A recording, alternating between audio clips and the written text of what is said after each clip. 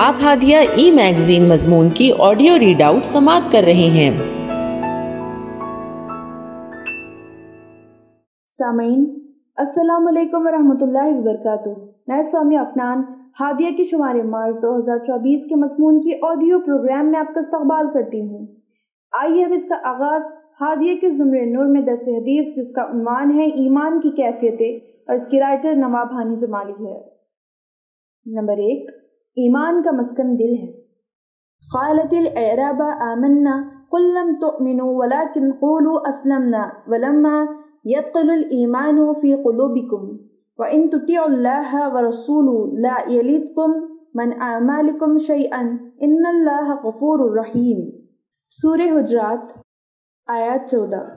دیہاتی کہتے ہیں کہ ہم ایمان لے آئے، کہہ دو کہ تم ایمان نہیں لائے بلکہ یوں کہو کہ ہم اسلام لائے، اور ایمان تو اس وقت تمہارے دلوں میں داخل ہی نہیں ہوا اور تم اللہ اور اس کے رسول کی فرما برداری کرو گے تو اللہ تمہارے اعمال سے کچھ کم نہیں کرے گا، بے شک اللہ بخشنے والا مہربان ہے۔ نمبر 2، ایمان گھٹتا اور بڑھتا ہے۔ عن ابی سعید الخدری رضی اللہ عنہ قال سمعت رسول اللہ صلی اللہ علیہ وسلم یقول بین انا نائم رأیت الناس اریز علی وعلیہم قموس فمنها ما يبلغ الثدی ومنها ما يبلغ دون ذلك وأريد علي عمر وعليها قميص أجطرح قالوا فما أولته يا رسول الله قال الدين۔ صحیح بخاری کتاب التعبیر 3691۔ حضرت ابو سعید خدری رضی اللہ عنہ فرماتے ہیں کہ میں نے نبی اکرم صلی اللہ علیہ وسلم کو فرماتے ہوئے سنا۔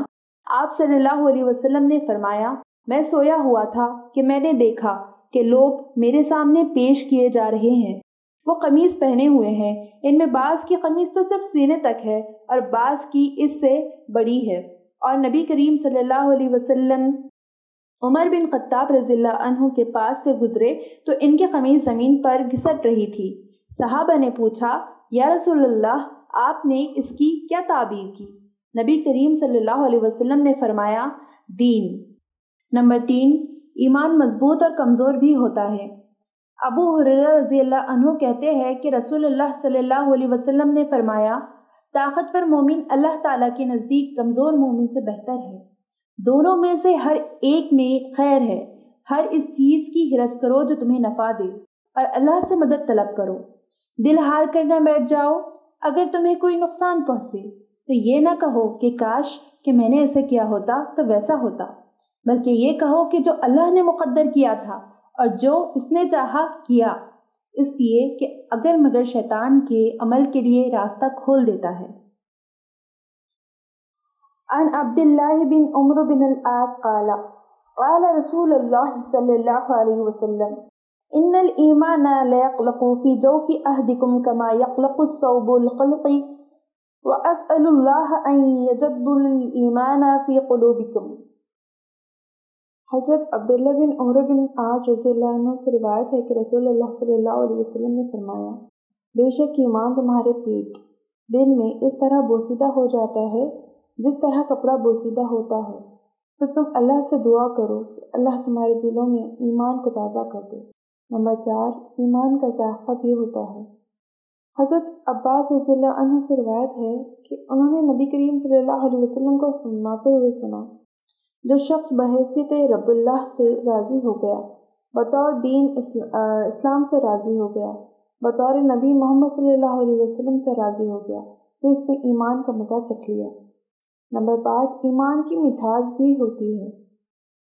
حضرت انس رضی اللہ عنہ سے روایت ہے کہ رسول اللہ صلی اللہ علیہ وسلم نے فرمایا، 3 خوبیاں ایسی ہیں جس میں بھی ہو اس نے ایمان کی مٹھاس پا لی۔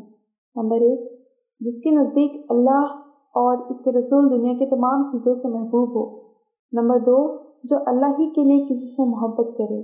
نمبر 3، جو کفر میں لوٹنے کو ایسے ہی ناپسند کرے جیسے آگ میں لوٹنے کو ناپسند کرتا ہو۔ نمبر 6، ایمان کی مختلف شاخیں ہوتی ہیں۔ صحیح مسلم کتاب الایمان 35۔ حضرت ابو ہریرہ رضی اللہ عنہ سے روایت ہے کہ رسول اللہ صلی اللہ علیہ وسلم نے فرمایا، ایمان کے 70 سے زیادہ یا 60 سے زیادہ شاخیں ہیں، سب سے افضل شاخ لا الہ الا اللہ کہنا ہے۔ اور سب سے کمتر شاخ راستے سے تکلیف دہ چیز کو ہٹانا ہے، اور حیا بھی ایمان کی شاخ ہے۔ ہادیہ مضمون کی آڈیو سماعت کرنے کے لیے شکریہ۔ امید ہے کہ آپ کو پسند آیا ہوگا۔ ہمیں آپ کے مشورے کا انتظار رہے گا۔ اپنا مشورہ، تبصرہ اور مضامین editor@hadia.in پر ارسال کریں اور ہادیہ ای میگزین کے مضامین کو پڑھنے کے لیے ویب سائٹ www.hadia.in سبسکرائب کریں۔ انشاءاللہ ہم اگلے ہادیہ ای میگزین کے شمارے سے دلچسپ مضامین کی آڈیو لے کر حاضر ہوں گے۔ تب تک کے لیے اجازت۔ اللہ حافظ۔